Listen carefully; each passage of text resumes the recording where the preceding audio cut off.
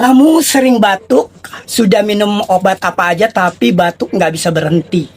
Saya akan kasih tip alternatif agar batuk bisa berhenti. Yang pertama, ambil satu genggam bunga belimbing sayur. Yang kedua, masukkan bunga belimbing sayur dalam panci kecil.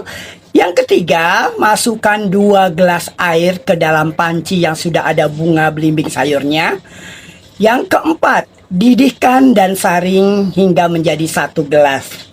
Yang kelima, minum secara teratur pagi dan malam. Insya Allah batuk yang kamu derita akan berhenti. Semoga informasi ini bermanfaat buat kalian. Salam sehat.